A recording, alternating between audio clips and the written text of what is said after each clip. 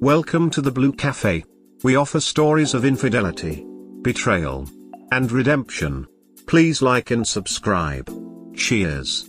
Now, on to today's story. Update: lied to through and through infidelity. My post history will tell you everything, but I wanna let you know a sad update. On May 6th, she asked to open our marriage so she could begin a sexual relationship with our neighbor. I was destroyed by this request, but I read every poly book, listened to every poly podcast, even hired a poly coach for $300 to help us design our marriage. I desperately wanted it for her. For us.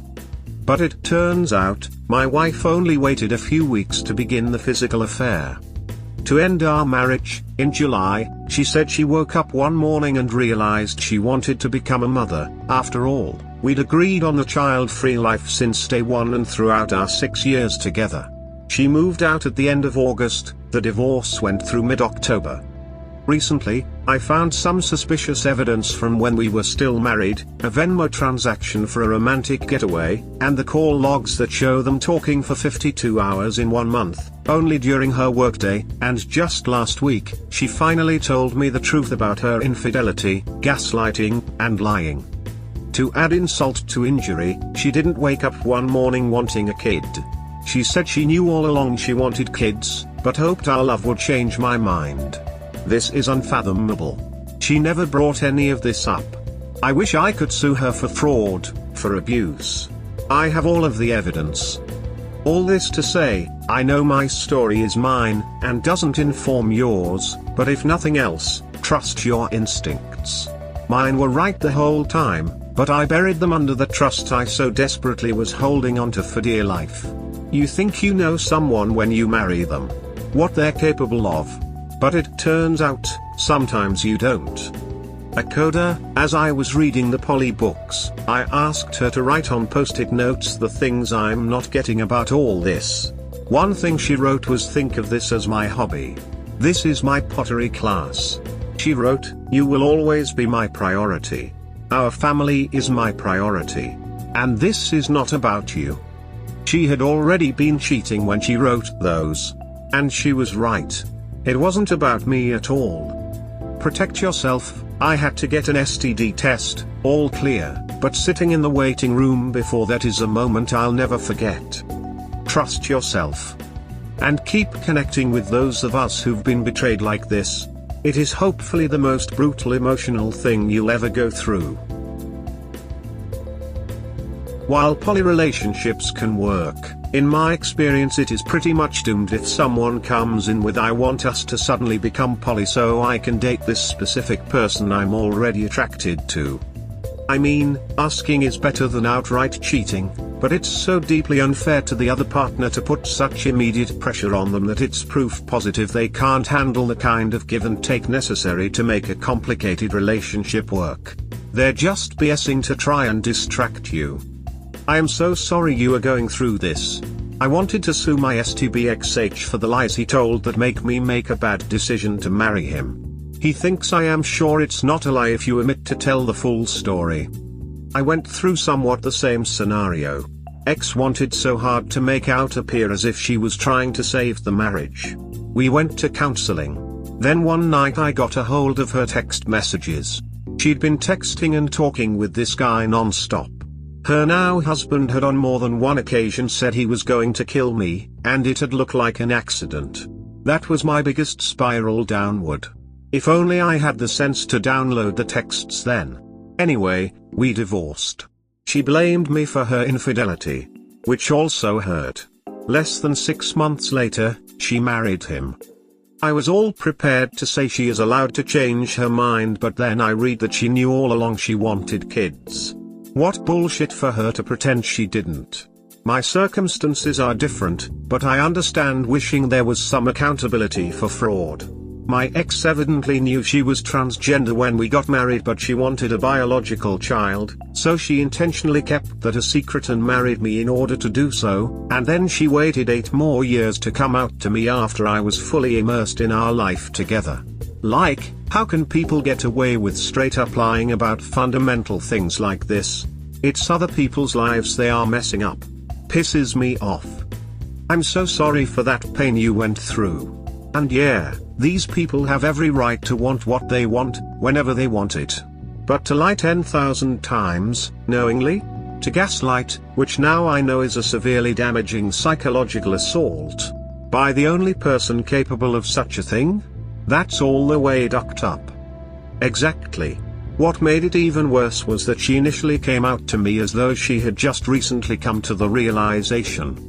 I supported her through transition and tried to make our marriage work and defended her to people who said I had been wronged or betrayed, but then 4 years after she came out she finally admitted she knew all along but wanted a child before she explored transitioning. I said, so you used me? And she said yeah, basically. Then when she saw how upset I still was a few days later, she gaslighted me and told me I had misunderstood.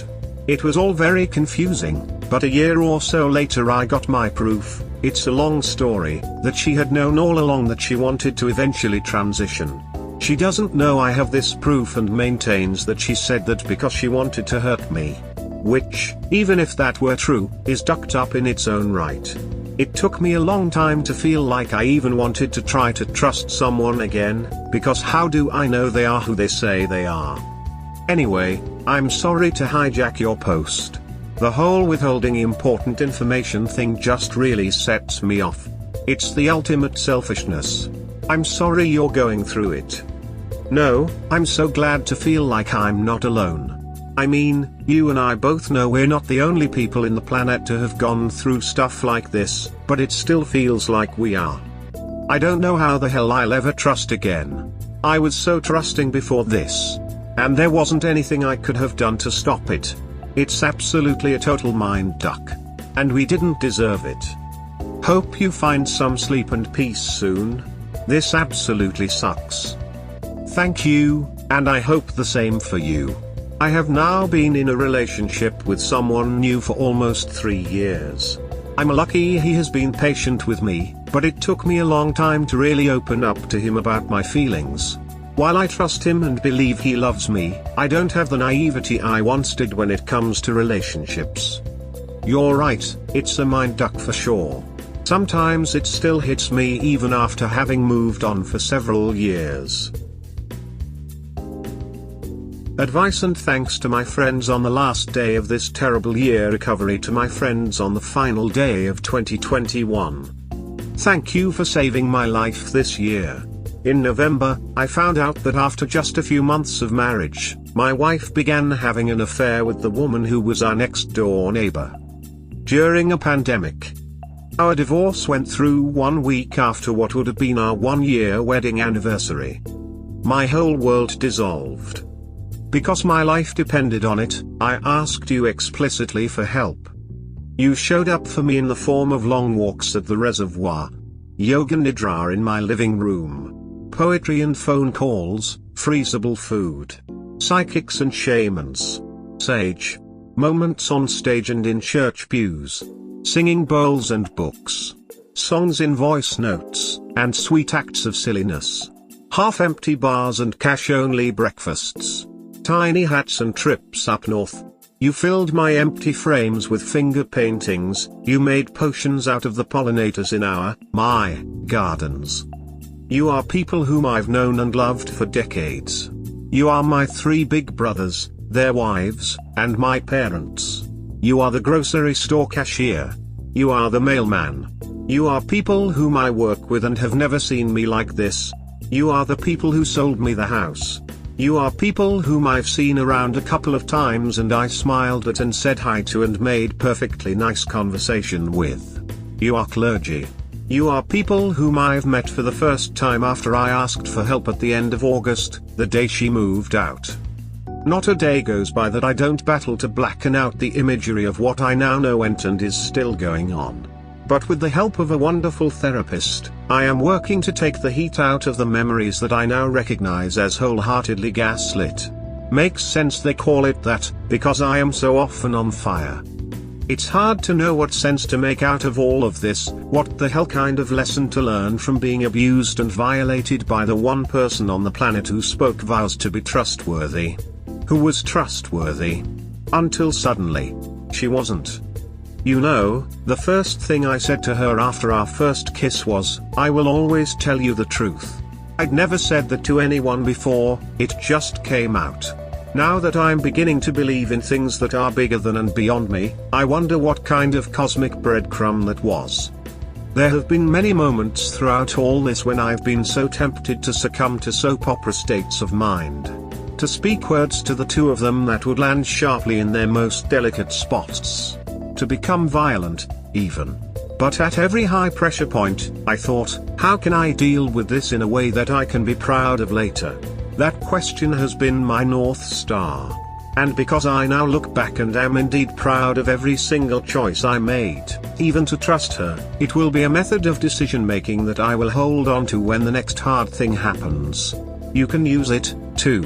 I hope you do. Thanks to you, I am better able to protect the little girl in me who is trusting. Who is sweet, funny and compassionate. Who is curious and loving. Because you've armed me with your love, I am better able to shield her from the shrapnel of this anguish so that when the war inside my world winds down, she will be preserved. She'll be able to give back every last bit of love she's received. And then some. During all of this, you have been relentless in giving me hope and strength. Perspective and possibility. You've made me feel heard and seen. You've made my heart race, kissed my face, and gifted me with, of all impossible things, faith. Before this terrible year, I have to admit, I underestimated what a community can do for someone who is suffering. I used to think, what good could my phone call really do for them? What difference could a walk with them really make?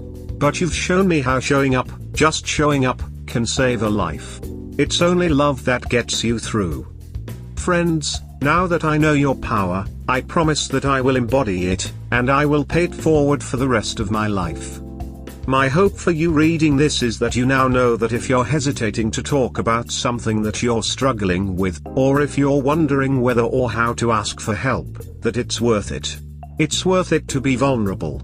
It's worth it to speak up for yourself as a little kid, for yourself right now, and for yourself in the future. You deserve to be heard and seen, and to feel known and loved. Go ahead. Speak the words. Let your people surprise you. At the end of this most raw and painful year, I want to say with my whole heart, thank you for saving my life. Heart.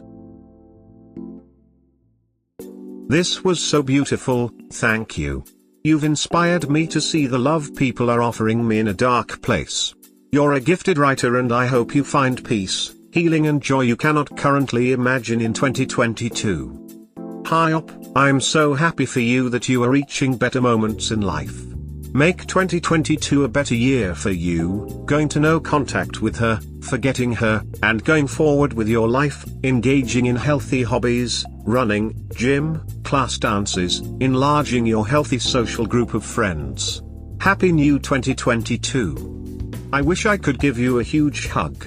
I feel the same way about the tremendous amount of support I've received from this community. Here's to a better year on the horizon for you. You are strong and resilient. Glad you are doing okay. Your posts are heartbreaking. If you haven't gone 100% North Carolina with her, you should. That can help you move on, and honestly she shouldn't get to think things are okay because you are still speaking. Hang in there. Thanks for reading those posts.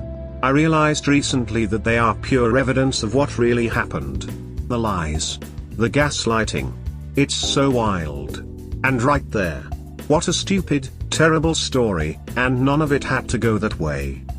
As soon as I found the evidence of her affair, and she admitted it, I said I didn't want to talk to her again. After she wrote 2 letters that made me feel even worse, she actually wrote I fell in love. And love makes us do crazy things. She actually wrote that. I wrote her back to say that any revelations she may have about why she did what she did were irrelevant to my healing. Please never write again. What sucks is that she lives 1 mile away from me downtown, and the AP lives 1 mile away from me in the opposite directions. So every time I leave the house, I brace myself to see either or both of them. But my therapy game is strong, I have an amazing community, and I'm getting closer to the point of really realizing they deserve each other. Thanks again for reading those old posts.